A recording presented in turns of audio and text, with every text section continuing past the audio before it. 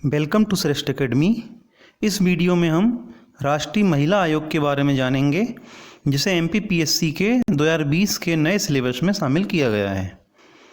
राष्ट्रीय महिला आयोग national commission for women NCW जिसे बोलते हैं, इसे राष्ट्रीय महिला आयोग अधिनियम 1990 जो भारतीय संसद द्वारा 1990 में पारित किया गया था के अंतर्गत जनवरी 1992 में, इसका गठन जनवरी 1992 में हुआ था। तो जनवरी 1992 में गठित एक सांविधिक निकाय है। यह एक ऐसी इकाई है जो शिकायत या स्वतः संज्ञान के आधार पर महिलाओं के संवैधानिक हितों और उनके लिए कानूनी सुरक्षा उपायों को लागू कराती है। जो संविधान में जो महिलाओं को प्रावधान किए गए हैं उनका और कानून जो बने हैं महिलाओं के लिए उनको ये लागू कराती है। राष्ट्रीय महिला आयोग में एक अध्यक्ष होता है जो केंद्रीय सरकार जिसकी नियुक्ति करती है, जिसका नाम निर्दिष्ट करती है उसके लिए, जो महिलाओं के हित के लिए समर्पित होता है। इसके अलावा 5 सदस्य होते हैं। 5 सदस्य भी केंद्रीय सरकार इनके नाम निर्दिष्ट करती है। वो ऐसे योग्य व्यक्ति होंगे, ऐसे योग्य सत्यनिष्ठ और प्रतिनिधिष्ठ व्यक्ति होंगे जिन्हें विधि का या विज्ञान का, व्यवसाय, संघ, आंदोलन का, महिलाओं की नियोजन संभाव्यताओं की वृद्धि के लिए समर्पित उद्योग या संगठन के प्रबंध, स्वैच्छिक महिला संगठन जिनके अंतर्गत महिला कार्यकर्ता भी हैं, प्रशासन, आर्थिक विकास, स्वास्थ्य, शिक्षा या सामाजिक कल्याण, इन क्षेत्रों में जिन्हें अनुभव है उन लोगों में से 5 सदस्य केंद्रीय सरकार चुनती है। लेकिन इन सदस्यों में से अनुसूचित जाति और अनुसूचित जनजाति के व्यक्तियों में से कम एक व्यक्ति का होना आवश्यक है। प्रत्येक में से, यानी एक एससी का और एक एसटी का होना इनमें आवश्यक है। सदस्य सचिव कौन होगा? वो केंद्रीय सरकार द्वारा यह भी नाम निर्दिष्ट किया जाएगा।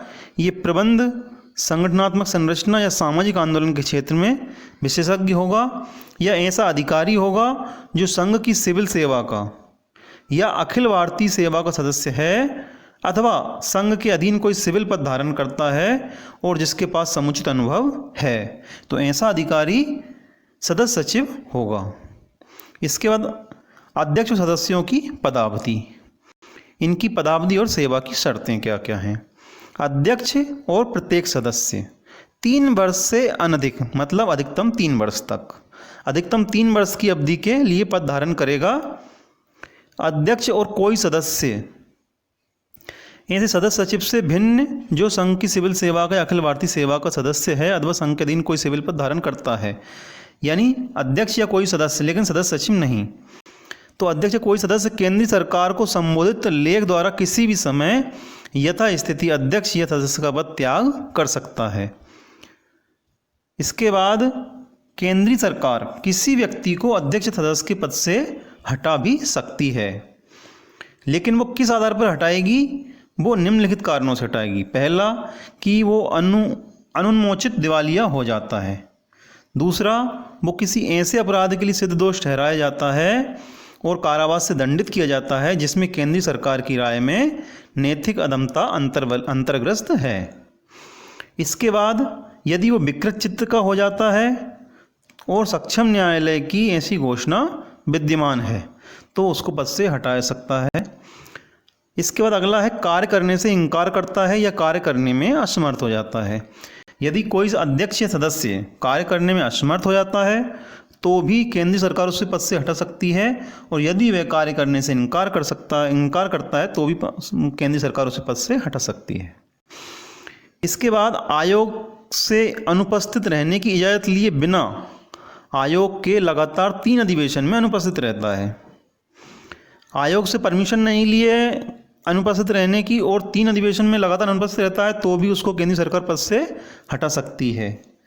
इसके बाद केंद्रीय सरकार की राय में उसने अध्यक्ष या सदस्य के पद का इस प्रकार दुरुपयोग किया है कि ऐसे व्यक्ति का पद पर रहना लोकहित के लिए अहितकर है। अगर उसने अपने पद का दुरुपयोग किया है तो भी केंद्रीय सरकार उसको पद से हटा सकती है।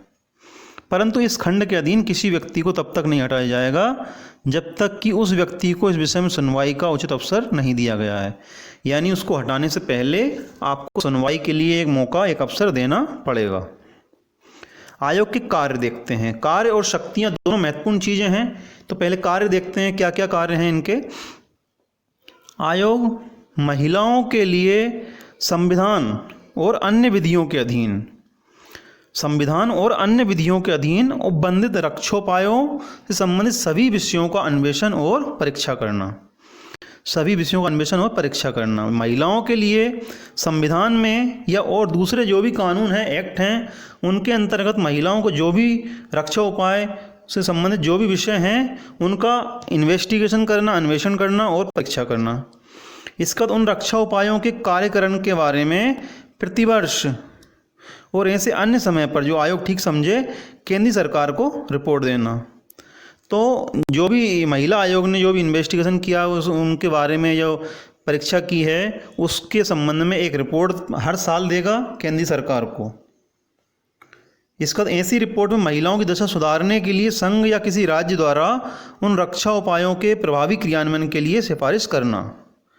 उस रिपोर्ट में महिलाओं की दशा सुधारने के लिए संघ को या राज्य को फिर उनके प्रभावी क्रियान्वयन के लिए सिफारिश करेगी महिला आयोग। इसके बाद संविधान और अन्य विधियों के महिलाओं को प्रभावित करने वाले विद्यमान उपबंधों का समय समय पर पुनरावलोकन करना और उनके संशोधनों की सिफारिश करना, जिससे कि ऐसे विधानों में किसी कमी, अपर्याप्तता या त्रुटियों को दूर करने के लिए उपचारी विधायी उपायों का सुझाव दिया जा सके। मतलब संविधान में या अन्य कोई भी कानून में ऐसी कोई भी चीज़ है जो महिलाओं को प्रभावित करती है और लगता है कि उसमें कोई त्रुटि है, तो उसको दूर करने के लिए, उसको संशोधन करने के लिए सिफारिश करना, ये महिला आयोग का कार्य है। इसके बाद संविधान और अन्य विधियों के उपबंधों के महिलाओं से संबंधित अतिक्रमणों के मामले को समुचित प्राधिकारियों के समक्ष उठाना। संविधान में या अन्य कोई भी कानून में कानून के उपबंधों के महिलाओं से संबंधित कोई भी अतिक्रमण से संबंधित कोई भी मामला है तो उससे संबंधित जो भी प्राधिकारी होगा उसके समक्ष उठाना, ये कार्य है। अगला है निम्नलिखित में से संबंधित विषयों पर शिकायत की जांच करना और स्वप्रेरणा से ध्यान देना। ये जो विषय हैं इनसे संबंधित महिला आयोग खुद जांच करेगा स्वप्रेरणा से, या शिकायत प्राप्त होगी तो जांच करेगा। पहला, महिलाओं के अधिकारों का वंचन। यदि शिकायत प्राप्त होती है कि कहीं पर महिलाओं के अधिकारों का वंचन हो रहा है, कोई हनन हो रहा है, तो महिला आयोग उसकी जांच करेगा।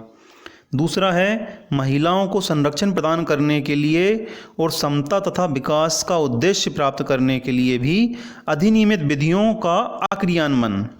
जो विधि हैं, जो कानून हैं, उनका क्रियान्वयन नहीं हो रहा है। महिलाओं को संरक्षण प्रदान करने के लिए जो कोई कानून बना है, महिलाओं को समानता के लिए जो कोई कानून बना है, महिलाओं के विकास के लिए जो कोई कानून बना है, उसका अगर कहीं पालन नहीं हो रहा है तो उसकी शिकायत की जांच करेगा। उसके बाद महिलाओं की कठिनाइयों को कम करने और उनका कल्याण सुनिश्चित करने तथा उनको अनुतोष उपलब्ध कराने के प्रयोजनार्थ नीतिगत विनिश्चयों, मार्गदर्शक सिद्धांतों या अनुदेशों का अनुपालन और ऐसे विषय से उद्भूत प्रश्नों को समुचित प्राधिकारियों के समक्ष उठाना, ये महिला आयोग का कार्य है। इसके बाद महिलाओं के विरुद्ध अगर कोई विभेद हो रहा है, कोई विभेद होता है, कोई अत्याचार होता है, तो उससे जो समस्याएं या कोई स्थिति होती है उत्पन्न, उसका विशेष अध्ययन करना या अन्वेषण करना, ये कार्य है। और उसकी बाधाओं का पता लगाना जिससे कि उनको दूर करने की कार्य योजना की सिफारिश की जा सके। अगला है संवर्धन और शिक्षा संबंधी अनुसंधान करना, जिससे कि महिलाओं का सभी क्षेत्रों में सम्यक प्रतिनिधित्व सुनिश्चित करने के उपाय का सुझाव दिया जा सके और उनकी उन्नति में अड़चन डालने के लिए उत्तरदायी कारणों का पता लगाया जा सके। कौन कौन से उत्तरदायी कारण होते हैं?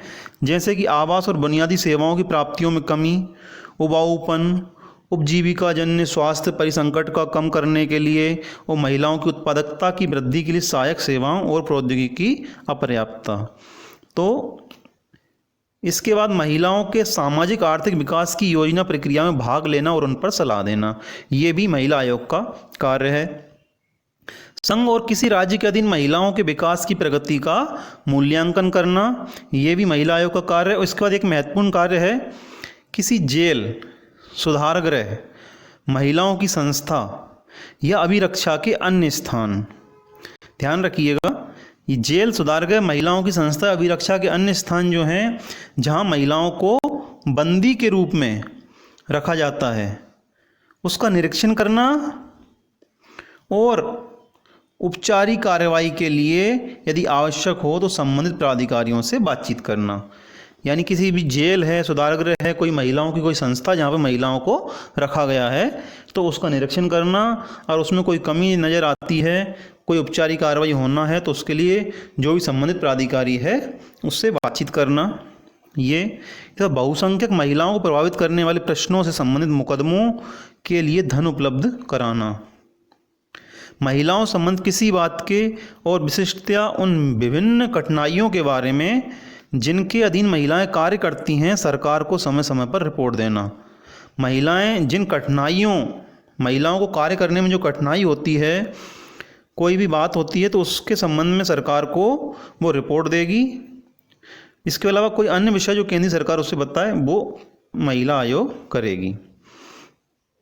इसके अलावा केंद्रीय सरकार, महिला आयोग जो रिपोर्ट देती है केंद्रीय सरकार को, उसको संसद के प्रत्येक सदन में, लोकसभा में और राज्यसभा में, उसके समक्ष रखती है और उसके साथ संघ से संबंधित सिफारिश पर की गई या की जाने वाली प्रस्तावित कार्रवाई तथा यदि कोई यह सिफारिश अस्वीकृत की गई है तो अस्वीकृति के कारणों को स्पष्ट करने वाला ज्ञापन भी होगा। मतलब महिला आयोग ने केंद्र सरकार को रिपोर्ट दी और उसने सिफारिश की कि ऐसा ऐसा होना है, सरकार ने उस सिफारिश पर क्या कार्रवाई की है ये, और अगर उसको अस्वीकृत किया है तो वो ज्ञापन ये राज्यसभा और लोकसभा के सदन, दोनों संसद के प्रत्येक सदन में रखती है सरकार। जहाँ कोई ऐसी रिपोर्ट का उसका कोई भाग किसी ऐसे विषय से संबंधित है जिसका किसी राज्य सरकार से संबंध है, उस रिपोर्ट में यदि किसी राज्य का उल्लेख है तो आयोग ऐसी रिपोर्ट को उस राज्य को भी, उसकी एक प्रति राज्य सरकार को भी देगा। जो राज्य सरकार क्या करेगी, उस राज्य के विधानमंडल के समक्ष उसको रखवाएगी और उसके साथ राज्य से संबंधित सिफारिश पर की गई या की जाने वाली प्रस्तावित कार्रवाई तथा यदि कोई ऐसी सिफारिश अस्वीकृत की गई है तो अस्वीकृति के कारणों को स्पष्ट करने वाला ज्ञापन भी होगा। ठीक उसी तरह राज्य सरकार भी इसको विधानसभा में रखेगी और उस पर जो सलाह दी है उस पर क्या कार्रवाई की है वो भी, और अगर अस्वीकृत की है तो उसको ज्ञापन भी रखेगी। आयोग की शक्तियाँ, ये महत्वपूर्ण चीज़ है। आयोग महिलाओं से संबंधित किसी विषय का अन्वेषण करते समय निम्नलिखित विषयों के संबंध में सभी शक्तियाँ होंगी जो बात का विचार करते समय सिविल न्यायालय को होती है।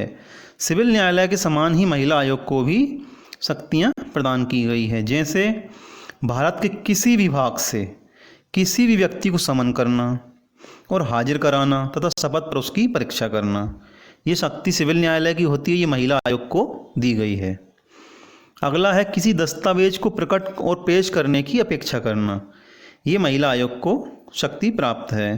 शपथ पत्र पर साक्ष्य ग्रहण करना, किसी न्यायालय या कार्यालय से किसी लोक अभिलेख या उसकी प्रतिलिपि की अपेक्षा करना, महिला आयोग किसी भी कार्यालय से कोई भी लोक अभिलेख प्राप्त कर सकता है। साक्ष्यों और दस्तावेजों की परीक्षा के लिए कमीशन निकालना और अन्य कोई विषय जो भेद किए जाएं, ये महिला आयोग की शक्तियां हैं। वर्तमान में महिला आयोग के अध्यक्ष हैं श्रीमती रेखा शर्मा। तो दोस्तों, महिला आयोग संबंधी ये वीडियो अगर अच्छा लगा हो तो लाइक करें और चैनल को सब्सक्राइब